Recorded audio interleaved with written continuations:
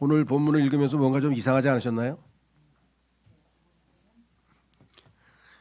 아니, 예수님은 지금 나는 부활이요 생명이라 나를 믿는 자는 비록 그가 죽었을지라도 그가 살리라.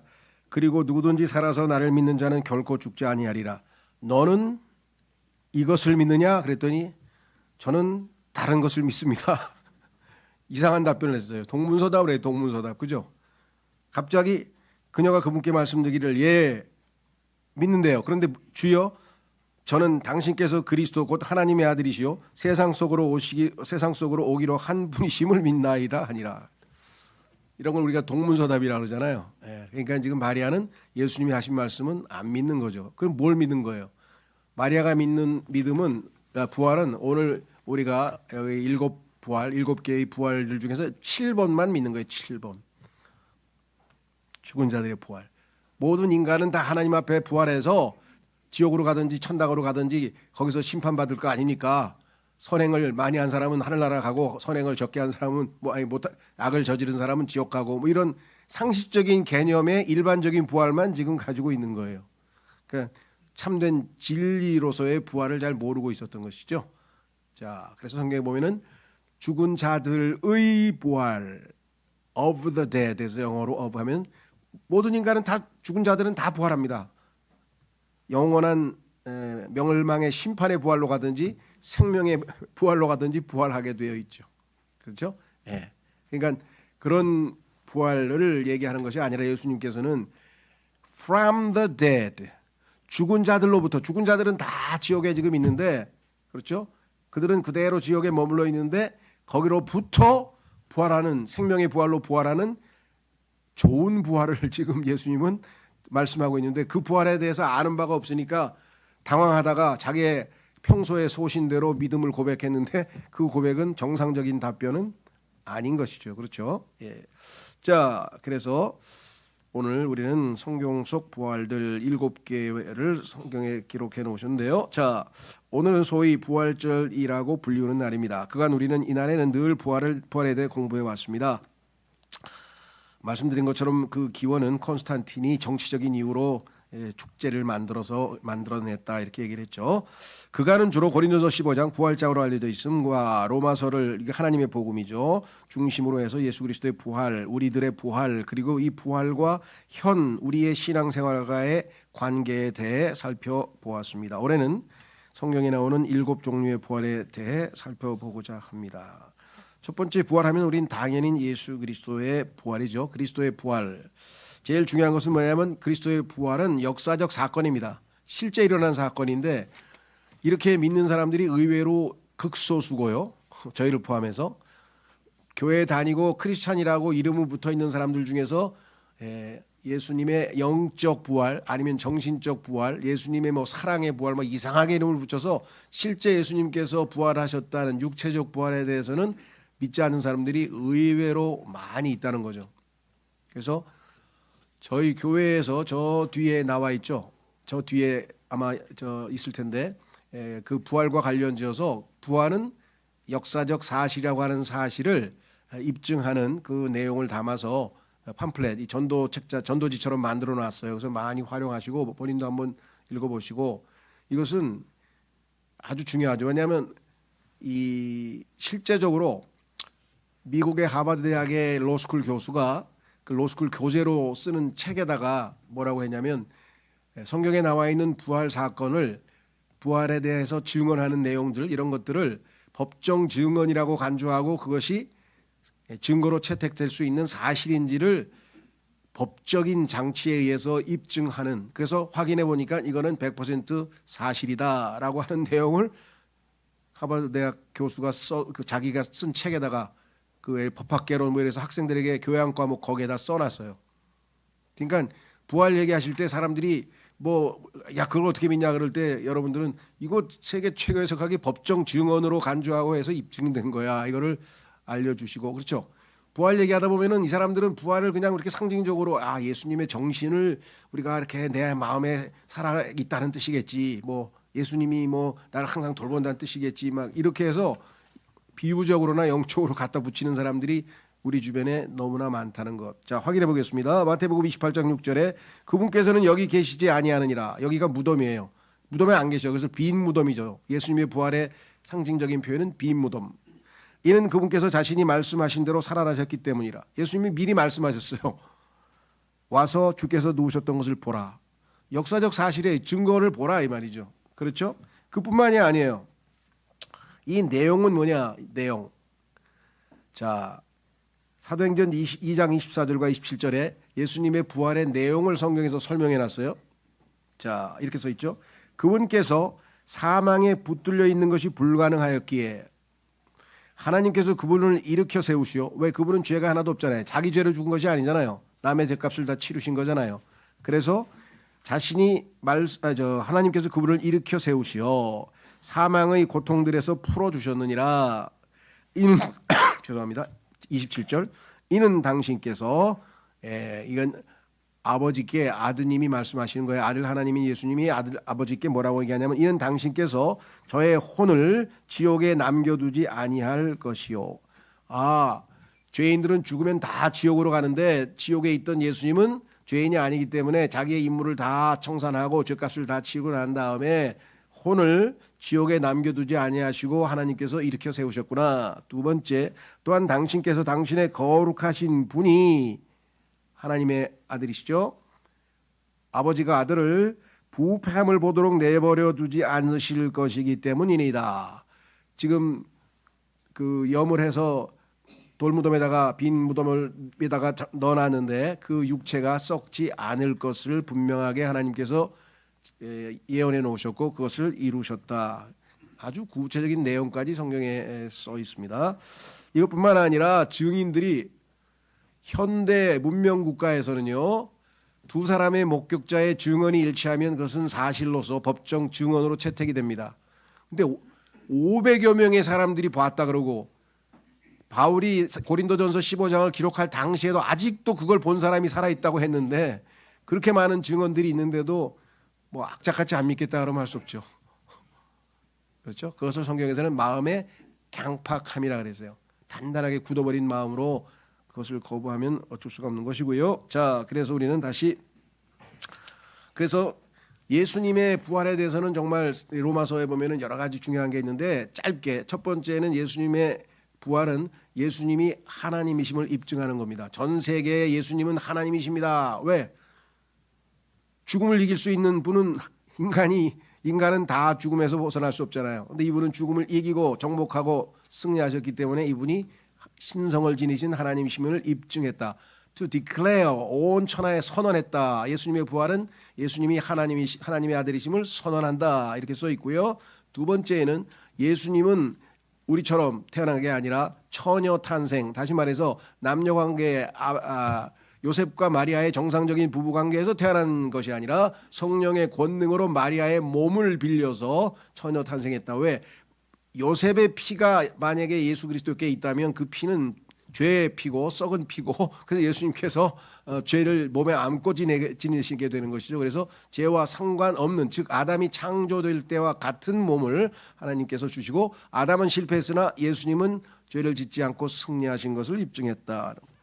세 번째는 로마서 4장 25절에 예수님의 부활은 우리에게는 칭의의 근거가 됩니다. 하나님이 우리를 의롭다고 인정하셨는데 그것이 그냥 해주신 게 아니라 법적인 근거가 있다는 것이에요. 그래서 예수님은 우리에게 부활을 통해서 확실하게 법적 사실로 인정되었다. 그걸 알 수 있습니다. 일종의 쉽게 얘기하자면 이게 영수증과 같은 거예요. 내가 예를 들면 친구한테 1,000만 원을 빚져서 괴로워하고 막 힘들어하고 이걸 언제 갚나 이러고 있는데 아버지가 그 고민을 알고 대신 갚아줬어요. 근데 그 채무자가 소위 말하면 그 사람이 돈 받으러 오는 채권자죠. 그러니까 빚쟁이가 와가지고 돈을 달라 이거야. 빚쟁이가 와서 우리 아버지가 갚았는데 무슨 소리야? 난 그거 안 받았어. 안 받기는 안 받아. 야 여기 내 영수증 여기 있어. 네가 여기 사인했잖아. 이게 네 아버지냐? 그럼 뭐, 맞네. 아무리 사탄이 아니라 그 누군가가 우리에게 빚 아직 넌 죄의 빚을 갚지 않았다고 신랄하게 우리를 고소하거나 어떤 짓을 하더라도 우리는 예수 그리스도의 부활로서 하나님께서 우리를 완전히 의롭다고 입증하신 것을, 칭의를 인정하신 것이 로마서에서 우리에게 보여주는 예수 그리스도가 부활이 갖는 몇 가지 의미들 중에 중요한 것이죠. 자, 두 번째는 구약 성도의 부활. 성경에 보면은 구약 성도들이 부활한 사건 기록이 또 기록되어져 있어요. 확인해 보겠습니다. 마태복음 27장 50절에서 53절. 마태복음 27장 50절에서 53절로 가보시면 이렇게 써 있습니다. 그분께서 다시금 큰 목소리로 외치셨을 때 예수님께서 숨을 거두셨더라. 그런데 보라, 성전 휘장막이 위에서 아래까지 둘로 찢어졌더라. 또한 땅이 진동하였으며 들이 갈라졌더라. 그러고 나서 무덤들이 열렸으며 잠들었던 많은 성도들의 몸이 일어났으니, 잠들었던 많은 성도들은 구약 성도들이죠. 구약 성도들의 몸이 일어났으니 그분의 부활 후에 무덤들에서 나왔고 거룩한 도성으로 들어가서 많은 이들에게 나타났더라. 우리가 볼 때는 이 엄청난 소동에 대해서 성경에서 왜 이렇게 길게 안 썼는지 참 의아스럽죠. 사람들이 다 놀래 자빠졌을 거 아니에요. 하면서 우리 아버지 살아나왔어, 뭐 우리 어머니 살아나왔어, 야 이게 이 사람이 엘리야인가? 이 사람 누구지? 이 사람 뭐 속된 말로 생난리가 났을 텐데 그렇죠. 그것이 아마 오순절날 3,000명이 구원받는데 아마 크게 기여를 했을 것 같아요. 그 엄청난 기적이요. 그래서 구약 성도들이 일어났어요. 몸이. 자, 그 다음에 그러면 거기서 끝쳤느냐? 그렇지 않고 성경에 보니까 고린도전서 15장 23절을 우선 하나 읽고 넘어가겠습니다. 고린도전서 15장 23절에 보면은 이들에 대해서 예수님과 함께 하나님께로 이제 첫 열매들로 바쳐질 자들이죠. 그러나 모든 사람이 저마다 자기 자신의 차례에 살게 되리니, 부활의 순서가 있습니다. 차근차근 순서가 있는데 그 첫 열매들인 그리스도시요. 그리스도가 제일 먼저 부활하셨으니까 예수님, 하나님이 앞에 첫 열매로 드려지는데 혼자 가신 게 아니라 지금 이 구약 성도들을 데리고 올라가셨기 때문에 첫 열매들이라는 복수로 기록되어 있죠. 첫 열매들인 그리스도시요. 다음은 그분께서 오실 때 그리스도께 속한 자들이라. 이게 이제 우리겠죠. 그 다음 순서 신약 성도들 되겠죠.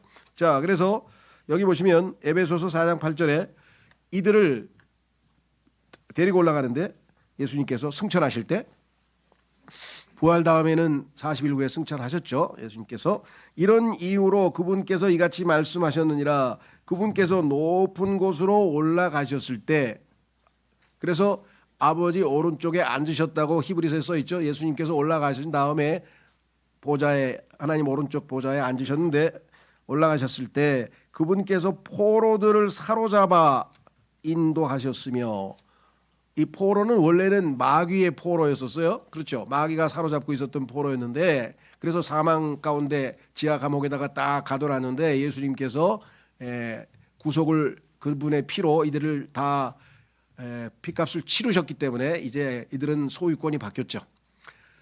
짐승의 피로는 용서는 받았어요. 용서는 받아서 소위 말하면 아브라함의 품이라고 하는 그 낙원에서, 즉 아브라함의 품이라고 구약에 불리우던 낙원에서, 파라다이스에서 지하에서 대기 상태에 있다가 이제 빚이 다 청산됐다. 너희의 죄값은 다 예수님께서 피를 흘리셔서 청산됐다. 그분이 너희를 데리러 오셨다. 그래서 그 구원의 복음을 듣고 이분들을 다 데리고, 포로였던 자들을 다 데리고 올라가는데, 마치 로마 시대에 장군들이 전쟁에 나가서 승리하면 포로들을 다 사로잡아가지고 황제 앞에 탁 그 행진을 하잖아요. 그리고 뒤에다 포로들을 쫙 데리고 황제에게 갖다 바치잖아요. 자기가 잡아온 포로들을. 그렇죠. 그때 시대에 보면, 영화에 보면 그렇게 많이 나오잖아요. 그거 똑같아요. 예수님도 혼자 올라간 게 아니라 구약에서 사탄의 포로됐던 자들, 사탄은 성경에서 the mighty, 강한 자인데 성경에 보니까 예수님은 더 강한 자가 강한 자들로부터 강탈하느니라 그러죠. 더 강한 자이신 예수님께서 이 구약 성도들을 다 빼앗으셔가지고 이들을 포로로 사로잡아서 하나님 아버지께 데리고 올라갔죠. 구약 성도의 부활. 그래서 그것을 성경에서 첫 열매들이라. 예수님은 한 분이 아니셨으니까 예수님 혼자 올라간 게 아니시죠. 자, 그래서 우리는 구약 성도의 부활도 성경에 기록되어 있구나. 세 번째는 당연히 신약 성도의 부활이겠죠. 로마서 8장 11절에 그러나 예수님을 죽은 자들로부터 죽은 자들이 아니고 죽은 자들로부터 죽은 자들 아직도 계속 지옥에 있는데 그들로부터 어떻게 했어요? 일으키신 분의 영께서 예수님은 죽은 자들은 남겨두고 그 죽은 자들로부터 혼자 올라오셨죠. 근데 그 예수님의 영께서 너희 안에 거하신다면 그리스도를 죽은 자들로부터 일으키신 분께서는 하나님 아버지께서는 너희의 죽을 수밖에 없는 몸까지도 너희 안에 거하시는 그분의 영을 통하여 되살아나게 하시리라. 그렇죠? 예, 우리의 죽은 몸이 이분의 영을 통해서 되살아나서 우리가 구원할 것을 성경에서 약속해 주셨다. 자, 그래서 고린도전서 15장에 가면은 이렇게 써 있습니다. 우리 신약 성도의 부활에 대해서 이렇게 슬쩍 언급을 하고 지나가는데요. 뭐라고 언급을 했는가 한번 확인해 보겠습니다. 고린도전서 15장에 보시면 51절, 52절 보라 내가 너희에게 한 신비를 제시하노라. 우리가 모두 잠잘 것은 아니요 오히려 우리가 모두 변화되리니 순간적으로 눈 깜짝할 때 마지막 나팔 소리에 그러하리라. 이는 그 나팔이 소리를 낼 것이요. 그 다음에 보세요.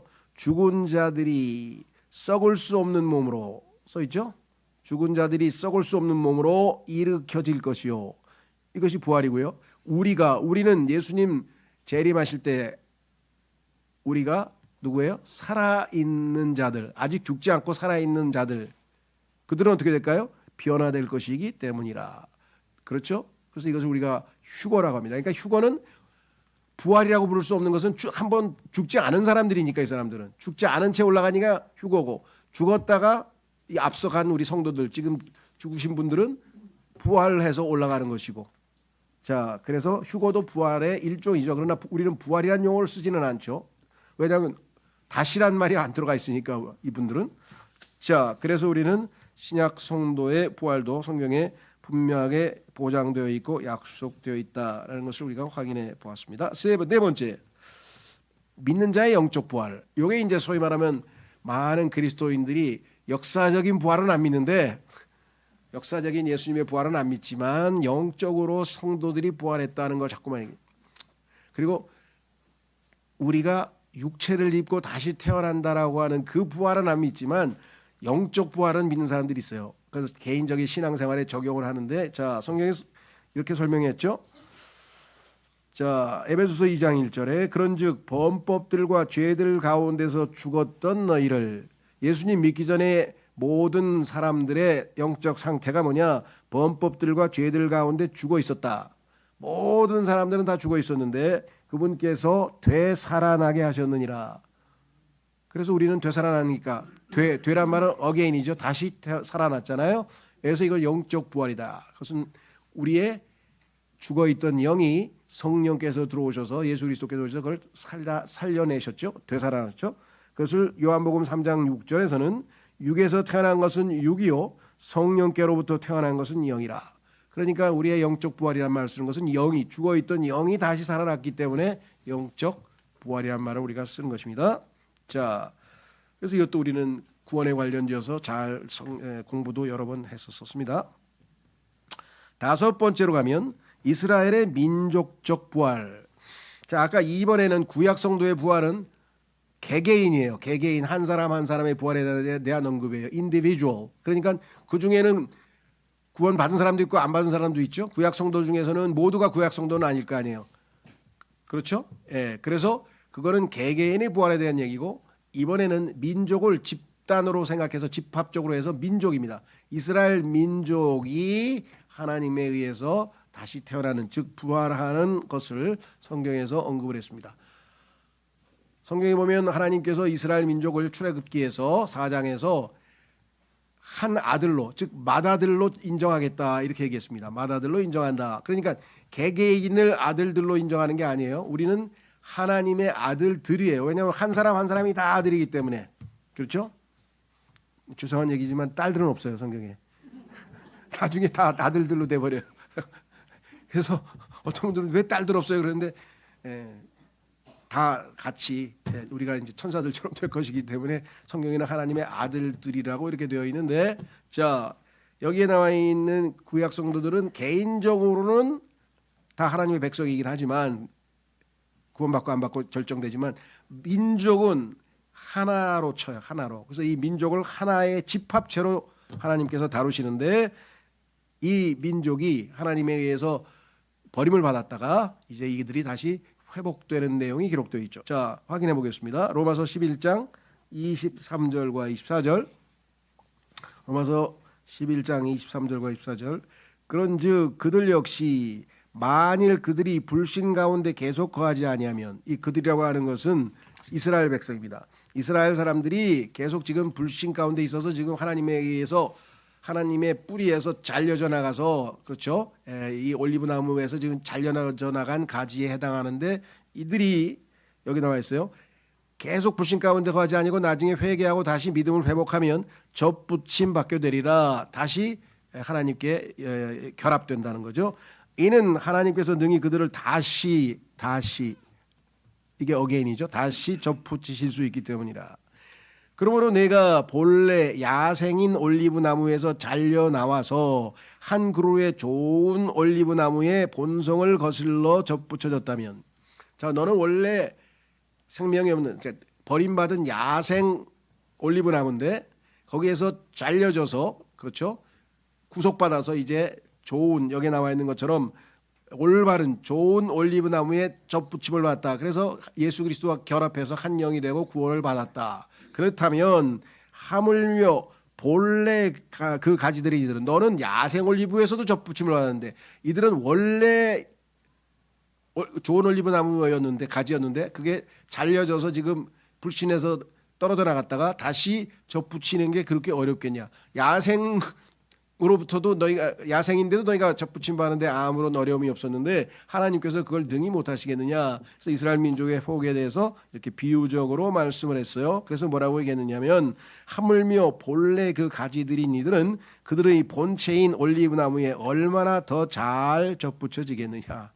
그렇죠? 그래서 이스라엘이 회복에 대해서 하나님께서 약속을 하셨고요. 이것은 에스겔서 37장에 잘 설명되어 있는데 너무 길고 또 여러분들이 대부분 내용을 다 알고 계시겠죠. 자, 이스라엘 민족은 죽은 상태에 있었는데 그래서 그것을 이 뼈들로, 죽어 있는 뼈들, 흩어진 뼈들로 묘사를 하시고 그 뼈들에 하나님께서 바람에게 명령하셔서 거기다 호흡을 불어넣어서 이 뼈들이 일어나고 살이 붙고 해서 살아나는 그 모양을 예시를 하시면서 하나님께서 뭐라고 설명하셨는가 한번 에스겔서 37장 11절에서 14절을 한번 보겠습니다. 그때 그분께서 나에게 말씀하셨느니라. 하나님께서 에스겔에게 뭐라고 말씀하셨느냐? 사람의 아들아, 이 뼈들은 이스라엘의 전체 가문이라. 이스라엘 전체 집합적이라 그랬죠? 전체 가문이라. 보라, 그들이 말하기를, 이스라엘 사람들이 뭐라고 얘기했냐면 스스로, 우리의 뼈들은 말랐고 우리의 소망은 잃어버린 바 되었으니, 하나님 앞에 죄를 짓고 불신 가운데에서 쫓겨난 상황이니 우리의 부분들에 대해 우리는 끊어져 버렸노라. 우리의 몫은 없다, 끊어져 버렸다 하였도다. 근데 하나님께서 이것을 어떻게 회복하시는가? 12절에 그러므로 예언하여 그들에게 이같이 말하라. 주 하나님이 이같이 말하노라. 보라, 오 나의 백성아, 내가 너희의 무덤들을 열고 너희를 너희 무덤들에서 올라오게 하며 이스라엘 지역으로 너희를 데려가겠노라. 그리하면 내가 너희의 무덤들을 열었을 때, 오 나의 백성아, 너희의 무덤들에서 너희를 데리고 올라올 때면 너희는 내가 주라는 것을 알게 되리라. 그리고 나의 영을 너희 안에 두겠으니 그리하면 너희는 살리라. 그리고 내가 너희를 너희의 본토 안에 두리라. 그때 너희는 나 주가 그것을 말하였고 그것을 수행하였다는 것을 알게 되리라. 주가 말하노라. 이게 이스라엘의 마지막 회복에 대해서 하나님께서 약속해 놓으신 것이고, 그래서 우리는 이것을 이스라엘의 민족적 부활이라 이렇게 성경에서 우리가 이야기를 합니다. 자, 그 다음에 우리는 6번째로 가셔서 환난 성도의 부활. 이게 무슨 소리냐? 하나님의 경륜, 하나님의 경영 방침이죠. 하나님께서 온 우주를 다스리는데 사도행전 20장에서 27절에서는 하나님의 모든 계획이라고 했어요. 하나님은 처음부터 끝까지 모든 것을 계획에 입각해서 정확하게 다 지금 실행하고 이루어가고 계시는데, 그 계획 중에 하나님께서 때가 되면 교회는 예수 그리스도의 공중 재림으로 예수님께서 오셔서 데려간다 그랬죠. 신부를 데려간다 그랬죠. 그래서 신부를 데려가게 되면 저희 단어는 못하지만 뭐 우리가 볼 때 모든 징조나 성경을 통해서 봤을 때 정말 그 시기가 매우 임박해 있다고 우리는 지금 믿고 있죠. 자, 그래서 교회를 신부를 예수님께서 오셔서 데려가면 아까 고린도전서에 나와 있는 것처럼 죽은 자들의 몸은 일어나고 우리는 변화돼서 호련히 공중에서 예수님과 만나게 되는 그것이 일어나는 순간에 이 지상에서는 하나님께서 예정한 또 다른 계획이 있는데 그것은 이제는 주인공이 교회가 아니고 이제는 유대인들입니다. 그래서 유대인들이 주인공은 주인공인데 좀 안 좋은 주인공이 되죠. 왜냐? 환란, 즉 야곱의 고난의 시대가 시작되는 거예요. 마지막에 정결하게 돼서 회개하고 정결하게 돼서 7년간 고난을 치르고 예수 그리스도를 메시아로 받아들여서 새로운 민족으로 아까 얘기했죠. 이스라엘 민족적 부활이 일어나려면 7년간의 저기가 있어야 돼요. 필요합니다. 즉 징계의 그 기간이 필요한데 이때 이것을 우리가 환란이라고 표현하기도 하고 야곱의 고난이라고도 표현하고 뭐 곤경, 야곱의 곤경의 시대라고도 지금 우리는 번역도 하고 이렇게 됐는데 자, 이 시대에 끝까지 견디는 자는 구원을 받으리. 이 시대는 행위가 구원의 조건이 됩니다. 예수님만 믿는 것으로 끝나는 게 아니라 믿을 뿐만 아니라 예를 들면 그 소위 말하면 짐승에게 적그리스도에게 소위 말 형상에게 절을 하지 않는다든가 짐승의 표를 받지 않는다든가 뭐 이런 등등의 소위 말하면 명확한 몇 가지 조건들을 잘 지켜서 성경에 말씀하시기를 끝까지 견디는 자만 구원받는 거예요. 행위 구원이 되어버리는 거예요. 이걸 교회 시대에다가 적용해서 자꾸만 성도들을 위협하는데 아까는 말씀드렸죠. 예수 그리스도의 역사적 부활이 우리의 칭의를 완전히 입증하고 있는데 다른 우리 흔들려야 될 이유가 없는 거죠. 우리는. 자, 그래서 이들은 어떻게 되는가? 끝까지 견디는 그 자들, 그렇죠? 그 자들을 하나님께서 이제 들어 올리시는데 그걸 소위 말하면 휴거인데 이 사람들은 사실은 죽지는 않았죠. 근데 우리가 아까도 얘기했지만 휴거도 부활에다가 우리가 같은 교리이기 때문에 합쳐서 설명을 했었습니다. 한번 확인해 보겠습니다. 요한계시록 11장 11절과 12절에 보시면 이렇게 써 있습니다. 그리고 3일 반 뒤에 하나님께로부터 온 생명의 영께서 요 11장의 전체적인 주제는 하나님께서 두 증인을 보냈어요. 두 증인을 보내가지고 이제 증거하게 하나님 말씀을 선포하도록 했는데 얼마 있다가 이들이 참수당해서 목베임을 당했죠. 참수당해가지고 목 두 개가 떨어져 있고 몸은 따로 있고 그래서 그것이 이제 온 천하에 아마 중계 방송을 했겠죠. 그래서 그 괴롭히던 이 땅에 있는 자들을 괴롭히던 그 두 자가 제거됐다. 뭐 이러고 하여간 하여간 특보가 나오겠죠. 그렇게 되면 여기 나와 있습니다. 뭐라고 돼 있는가? 3일 반 뒤에 3일 반 동안 계속해서 아주 막 이 땅에 있는 사람들이 막 좋아서 뭐 난리법석이겠죠. 거기에 보면은 얼마나 즐거운지 그들이 make merry, mary란 말을 썼는데요.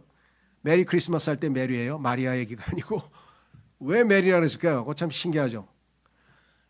이 땅의 명절들 중에는 축하할 때는 우리가 보통 해피 버스데이, 해피 뉴 이어, 해피란 말을 쓰는데 이상하게 해피 크리스마스를 안 쓰고 메리 크리스마스를 썼는데 그 메리란 말이 여기에 딱 들어가 사람들이 우리를 괴롭히던 두 놈 죽었어 막 그러니까 좋아가지고 그냥 막 즐거워하고 난리법석이 났어요. 그런데 하나님께서 이 두 사람을 살리는 거예요. 근데 이 두 사람이 누구냐? 환난 성도들을 예표하는 사람이에요. 대표하는 두 사람이에요. 그래서 여기 나와 있죠. 온 생명의 영께서 그들 안으로 들어가셨으니 그들이 자신들의 두 발로 섰더라. 그래서 우리는 환난 성도들은 다 죽지는 않았지만 그렇죠.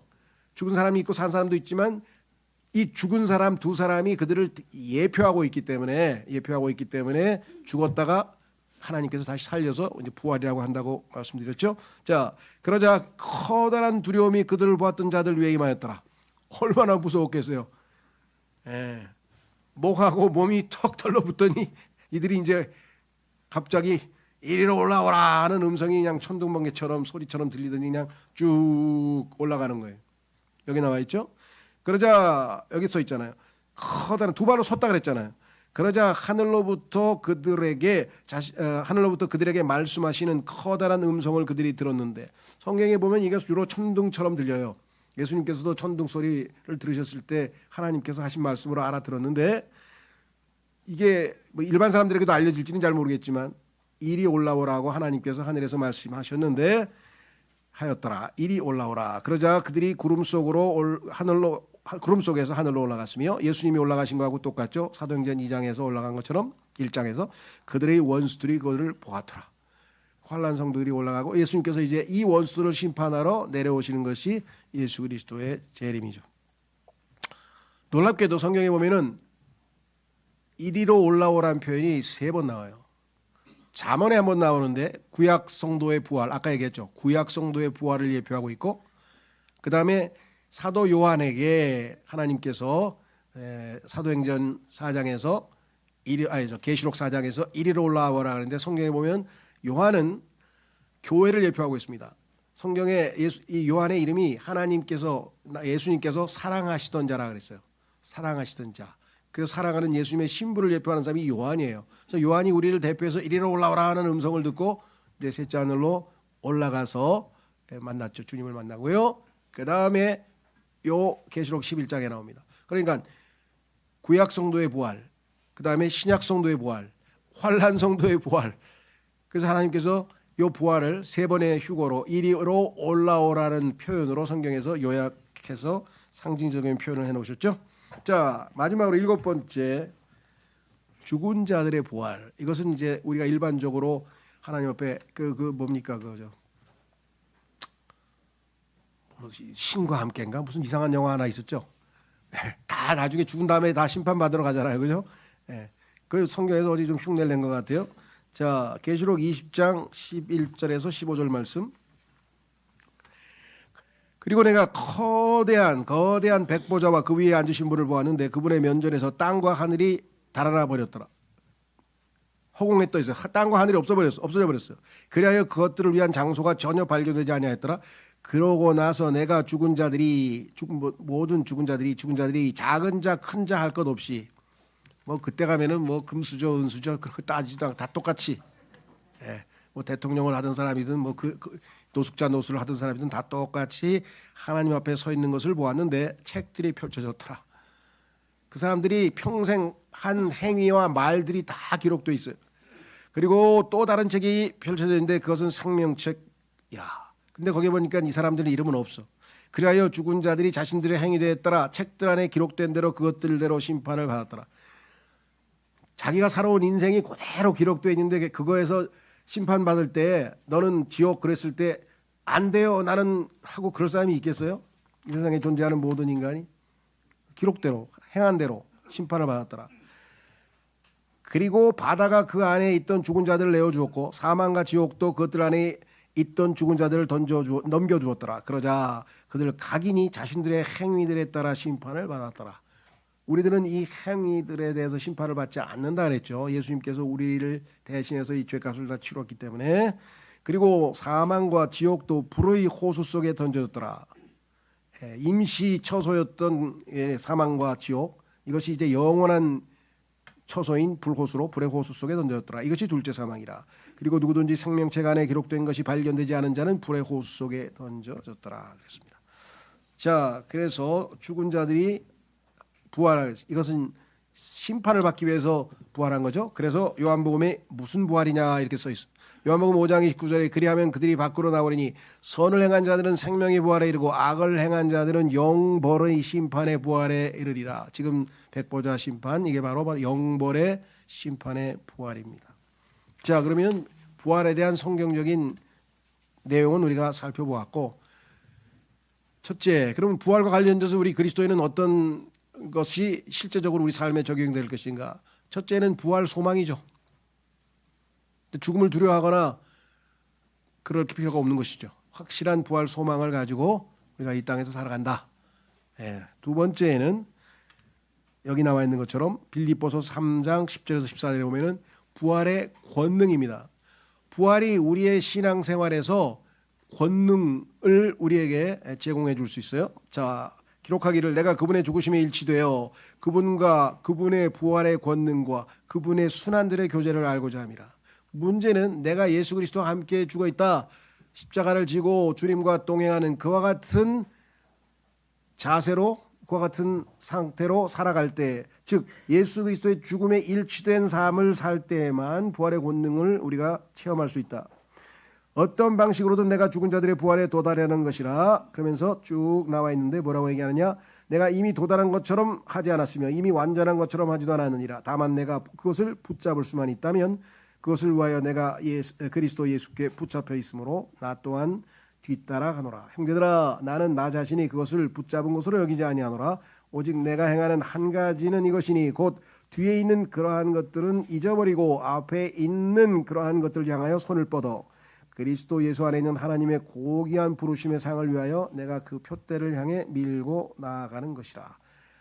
이러한 삶을 사는데 예수 그리스도의 죽음과 일치함을 통해서 십자가를 지는 것이 주님의 죽음과 일치하는 거죠.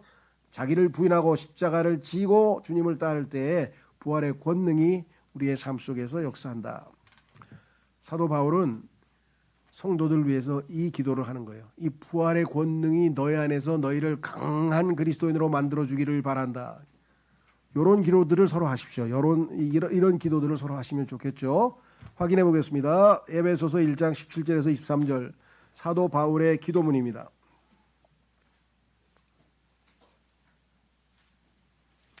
이는 우리 주 예수 그리스도의 하나님이신 영광의 아버지께서 그분의 지식 안에서 너희에게 지혜와 계시의 영을 주려 하시며, 기도하는 거죠. 두 번째, 너희의 지각의 눈에 빛이 비치도록 하려 하심이라.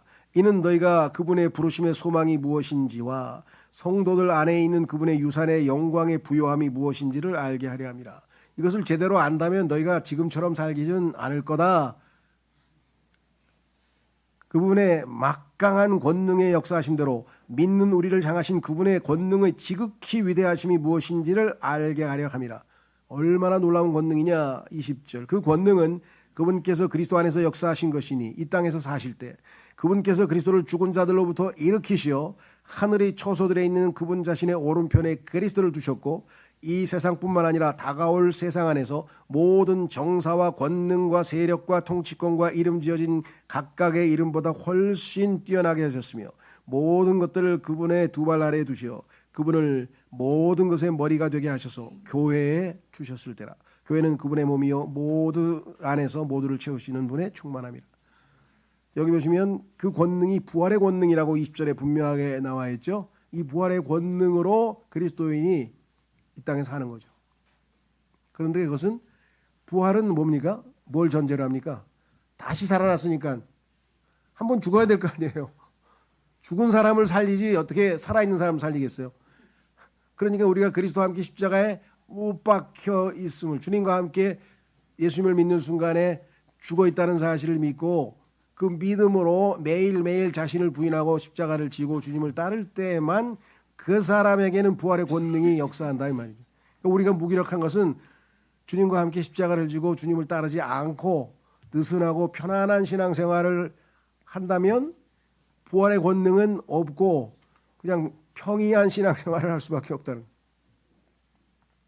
그래서 부활은 단순히 역사적 사실과 미래의 나의 부활을 뭐 등등 오늘 공부한 많은 내용이 있지만 매일매일의 삶에서 우리에게 소망이 되잖아요. 어떠한 상황에서 우리가 죽음을 두려워하지 않을 수 있죠. 그리고 그 권능을 죽음과 일치해서 하나님 말씀을 붙들고 자기 자신을 부인하고 믿음으로 살 때에 체험할 수 있고 하나님의 강한 역사가 우리를 통해서 일어날 수 있다 하는 거죠. 오늘 말씀을 통해서 부활에 대해서 우리가 배운 대로 소망 가운데 또 그 권능을 체험하는 여러분과 제가 될 수 있도록 이 시간 다 같이 기도하겠습니다.